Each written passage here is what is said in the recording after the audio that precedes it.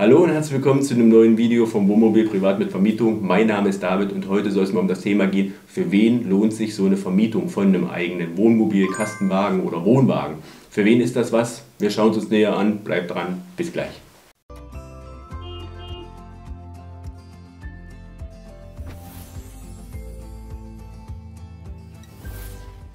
Ja, schön, dass du dabei bist. Jetzt schauen wir uns doch mal näher an, für wen sich so eine Vermietung lohnen kann.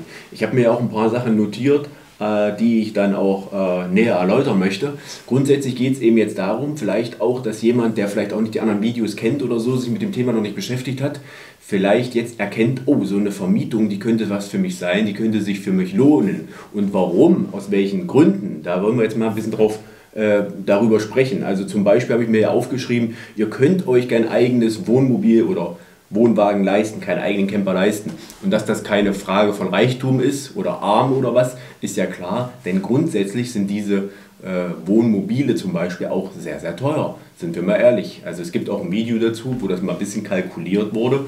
Und wenn man dann zum Beispiel, wenn man es natürlich nicht auf Kante liegen hat, sondern finanziert und die ganzen Nebenkosten mit reinberechnet und hat dann 600 € im Monat Kosten aufwärts, dann sind wir mal ehrlich, das hat nichts damit zu tun, dass man wenig Geld verdient oder was, das ist einfach grundsätzlich eine teure Geschichte. Ne? Und das kann sich nicht jeder leisten oder viele können sich das nicht leisten.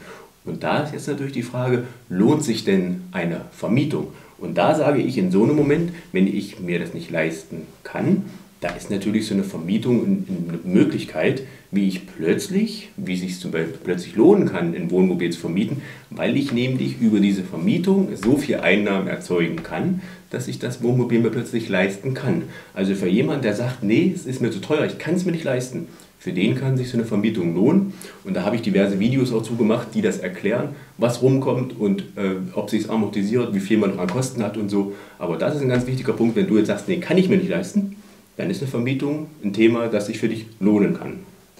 Nächster Punkt zum Beispiel, ihr findet, dass es sich nicht lohnt, so viel Geld für ein Reisemobil auszugeben.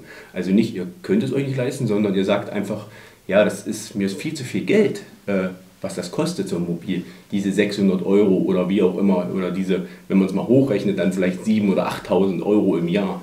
Ja, stimmt, ist eine ganze Menge Geld und viele sagen, nee, das ist von der Kalkulation auch unlogisch für mich.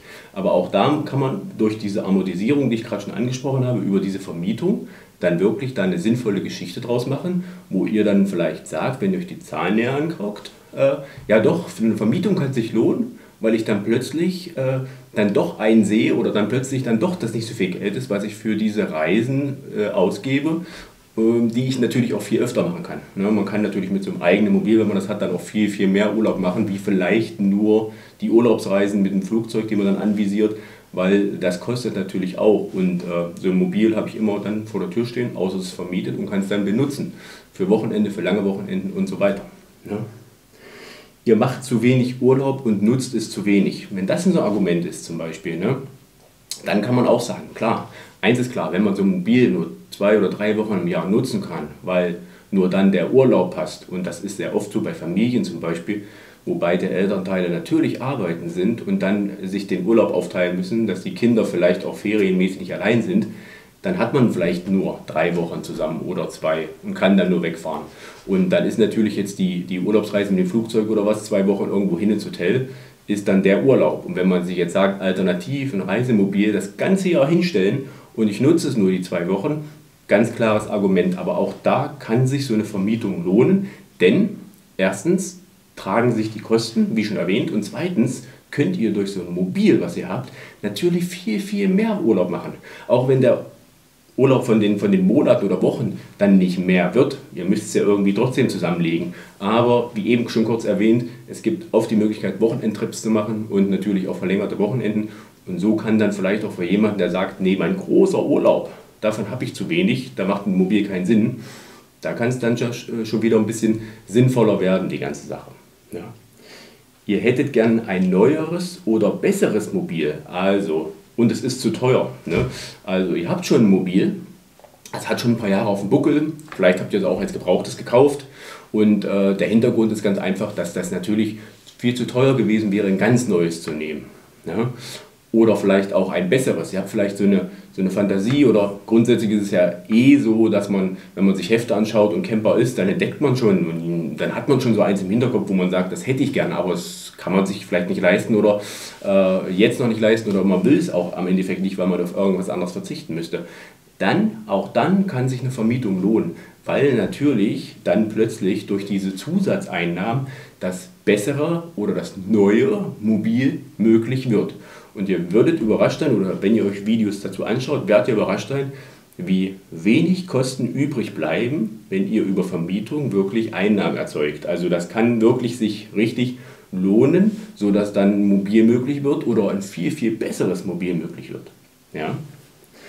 Dann, ihr mietet eh immer Wohnmobile. Ja, es gibt ja ganz viele, die sagen, nee, Wohnmobil ein eigenes brauche ich nicht, wir mieten das, dann haben wir das nur, wenn wir es brauchen und müssen dann sonst nichts dafür zahlen und haben keine Versicherung, keine Steuern und keine Kosten. Ja, stimmt. Ist auch eigentlich wirtschaftlicher, ganz klar, wenn man jetzt ein paar Wochen im Jahr so ein Mobil mietet, anstatt sich eins hinzustellen. Und man hat natürlich dann auch, ja, der Arbeitsaufwand oder sich damit beschäftigen, ist nochmal ein anderes Thema. Wenn ihr ein Mobil euch vor die Tür stellt, Stellplatz, Reinigung, wie auch immer, ne, was dann so noch zusätzlich kommt. Aber man muss natürlich sagen, wenn man das natürlich durch eine Vermietung, und da geht es ja die ganze Zeit bei allen Fragen eigentlich darum, Geld zu erzeugen und die Kosten zu verringern. Und auch hier ist es so, wenn ihr jetzt zum Beispiel, ja, über eine Vermietung oder ihr mietet im Jahr ein Wohnmobil und zahlt von mir aus für 3 Wochen, ich nehme jetzt mal ein Beispiel, 3.000 Euro. Ne? Wie auch immer ihr das gestaltet, ob das verteilt ist oder was, ihr habt 3.000 Euro Kosten für euren Wohnmobilurlaub mit einem gemieteten Mobil. Und den gewissen Aufwand habt ihr ja auch, ihr müsst ja auch, ne, wahrscheinlich reinigen, wenn nicht, müsst ihr das bezahlen, wie auch immer. Ne?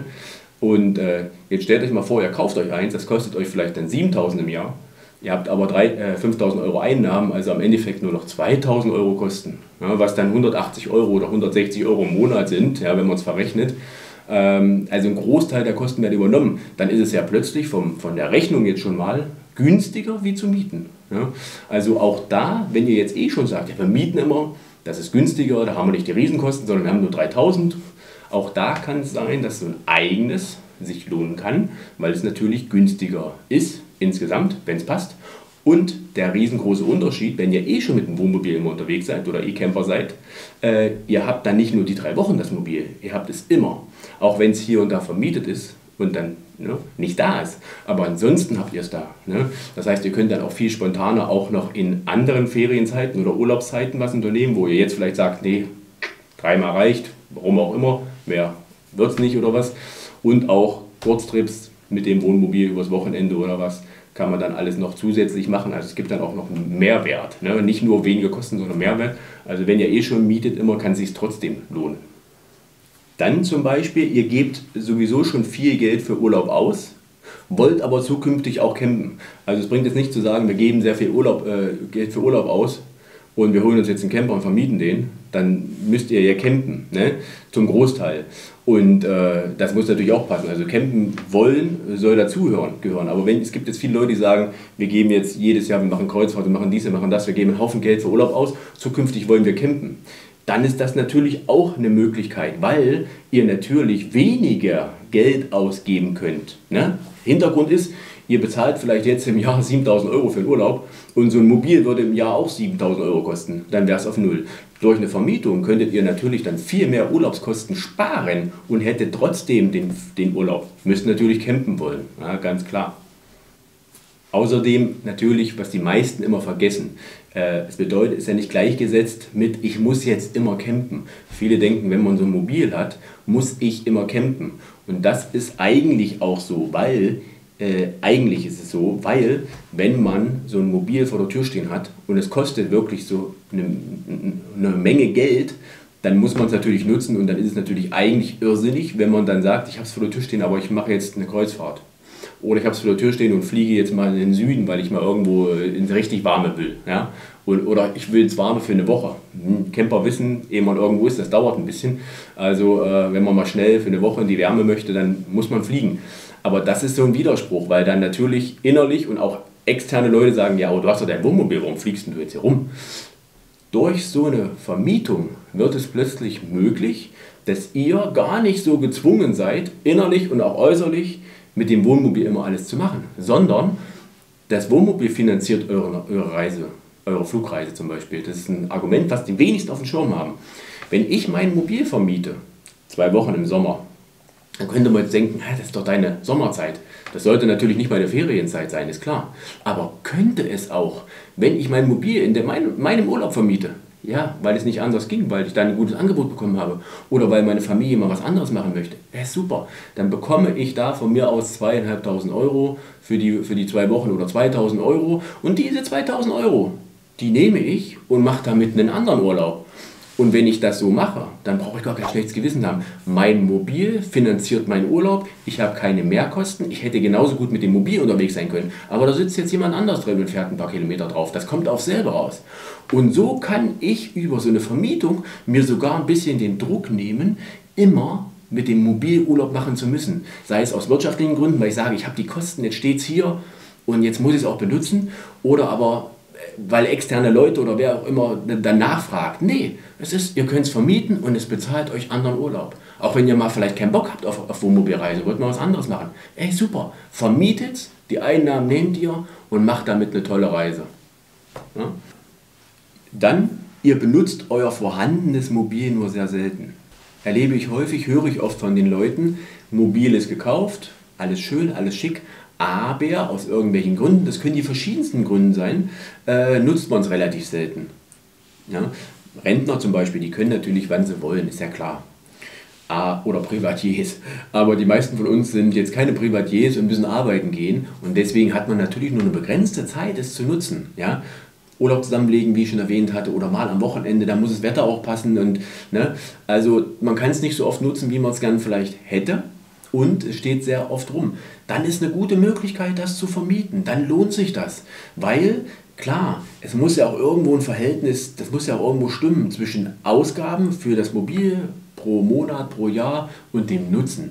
Also ganz ehrlich, wenn man da 7.000 oder 8.000 Euro insgesamt im Jahr zahlt, mit den ganzen Nebenkosten und Finanzierung oder was, und macht dann nur 2 Wochen Urlaub, da muss man sich ja im Endeffekt schon ein bisschen fragen, ist das sinnvoll, was ich hier mache? Ja?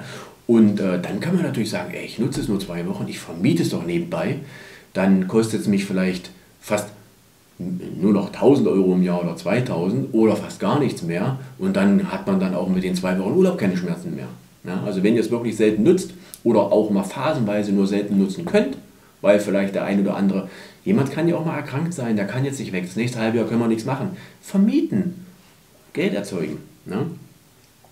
Und ein ganz wichtiger Punkt und auch nicht zu verachten, ihr wollt einfach Einnahmen erzeugen. Ja? Ihr habt ein Mobil und möchtet Einnahmen erzeugen. Ne? Nicht zwingend, um es zu amortisieren, aber warum auch immer. Es kann ja auch mal eine Situation kommen, wir haben gerade Corona-Zeiten, Sachen verändern sich, Einkünfte verändern sich, Arbeitssituationen verändern sich. Ne? Ob das jetzt Kurzarbeit ist oder vielleicht ein Job, der sich verändert hat, eine Firma, die sich verändert hat.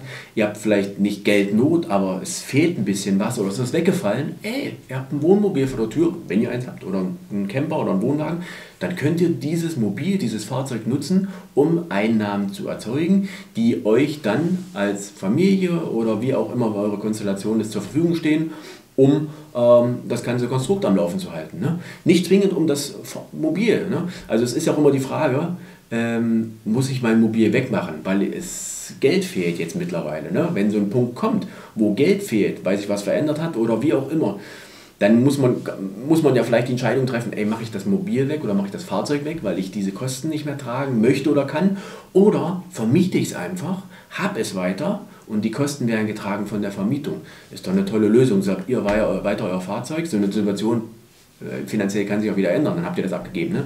Ihr habt euer Fahrzeug weiter und ihr habt die Ausgaben nicht. Ne? Oder habt vielleicht noch ein paar Zusatzeinnahmen, je nachdem, ne, wie die Konstellation ist. Also das sind so verschiedene Punkte, wie sich wirklich so eine Vermietung oder für wen sich auch so eine Vermietung in welchen Fällen lohnen kann. Ja, ich hoffe, der eine oder andere hat sich wiedererkannt oder auch nicht und hat erkannt, für mich lohnt es sich, für mich macht es Sinn oder für mich lohnt es sich dann eben vielleicht doch nicht. Freue mich, wenn ihr zukünftig bei den weiteren Videos dabei seid und den Kanal abonniert. Ich freue mich auch, wenn ihr einen Daumen hoch da lasst, ist immer ganz schön als kleine Bestätigung. Ansonsten schaut euch gern die weiteren Videos an. Da gibt es viel auch zum Thema Vermieten, Mieten, allerdings auch ganz normale Camper-Tipps und Tricks. Bleibt dran, bis bald, ciao, ciao.